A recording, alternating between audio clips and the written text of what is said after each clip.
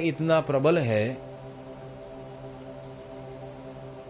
कि अगर तुम्हारा थोड़ा सा भी ईगो हर्ट होता है, तुम्हारी मान्यताएं हर्ट होती है, तुम्हारी सोच उसके पैर के ऊपर अगर सतनाम का पैर आ गया तो नाग की तरह आग बबूला होकर फूंफार करने बैठ जाता है, फिर सामने देखता नहीं कौन है। अगर आपने अनुराग सागर पढ़ा है तो उसमें आता है कि निरंजन बैठा था, साहब ने आकर, साहब आए तो उसके सामने फूंफार लगा दी, कौन हो, क्यों मेरे पास आए हो, क्यों मेरी सृष्टि में आए हो। ये और कोई बात नहीं है, तुम्हारे मन के अंदर आत्मज्ञान का प्रवेश होता है। जब तुम्हारे मन के अंदर जब आत्मज्ञान रूपी सत्य पुरुष का प्रवेश होता है तब मन हुंकार भरा, तुम कौन हो, क्यों आए हो यहां, किसने तुम्हें भेजा है, क्यों आए हो मेरी सृष्टि उजाड़ने। मैं मेरे मन और उसकी कल्पनाओं की सृष्टि सजा कर बैठा हूं। जो तुम अनुराग सागर पढ़ते हो, बीजक पढ़ते हो, उसके पीछे का भावार्थ ये है। तुम तो ऊपरी जगत में बैठ गए,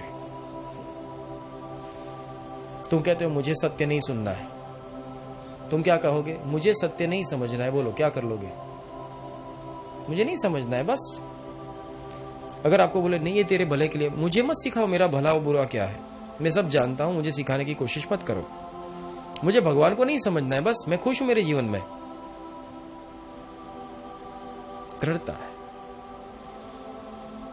क्योंकि जड़ता है। यही दृढ़ता अगर अनुभूति से हो जाए तो अच्छा है। तो तुमको इस जड़ता से अनुभूति की ओर ले जाने का कार्य सद्गुरुदेव का है। इसीलिए सत्संग जरूरी है। सत्संग जीवन के अंदर तुमको जीवन की हर एक कठिनाइयों के पीछे रही हुई सातत्यता दिख जाती है, तब जाकर तुमको माया, भेद, भ्रम, मन, आत्मा, ये सब विश्लेषण समझ में आता है, वरना ये समझ में नहीं आता। जो लोग सत्संग में निकले हैं, जो लोग सत्संग में आगे गए, उनका अनुभव वो जानते हैं।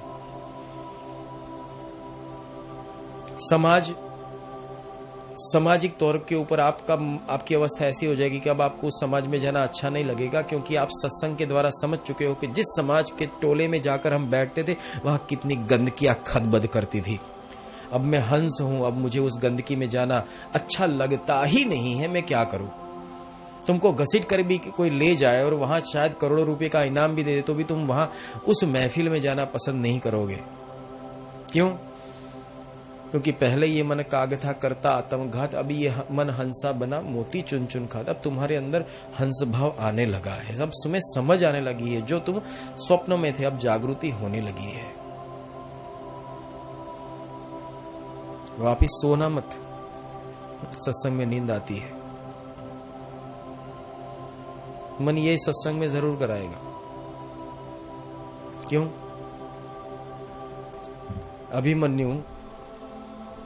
अभिमन्यु जब गर्भ में था तब उसकी माता ने जो निंद्रा ली थी उसका दोष किसको पड़ा था? अभिमन्यु को। इसलिए आखिरी चक्र में मारा गया।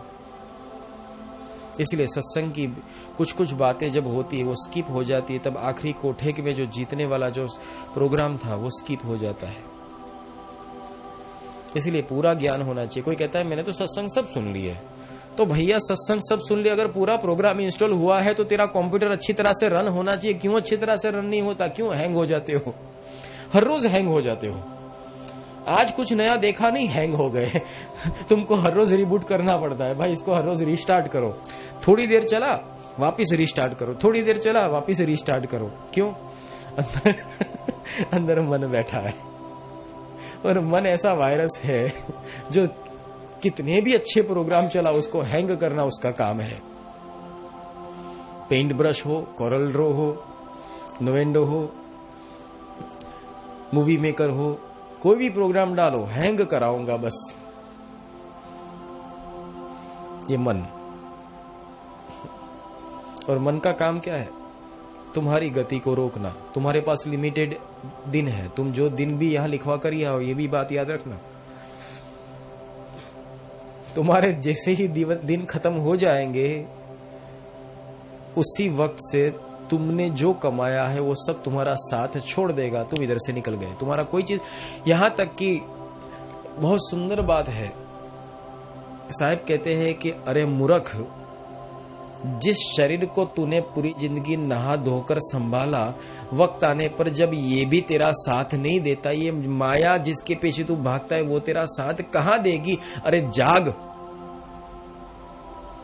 तुम बीमार होते हो तब पता चलता है कैसी कैसी हालत होती है, अपने आप को कैसे लाचार पाते हो। खुद के ही शरीर में खुद लाचार बने हुए पड़े रहते हो और दर्द के मारे चिल्लाते रहते हो। ये और कुछ नहीं, ये भी एक अनुभूति है कि जिसको तुम अपना मानते हो वो भी तेरा नहीं है। ये माया परिवार कहां तेरा रहा? और यहां से छूटने के बाद क्या होगा तेरा? और कौन आएगा तेरे साथ? चल बता। तो जिनके लिए, किन के लिए जीता है? उसमें से एक भी तेरे साथ चले तो मुझे बता।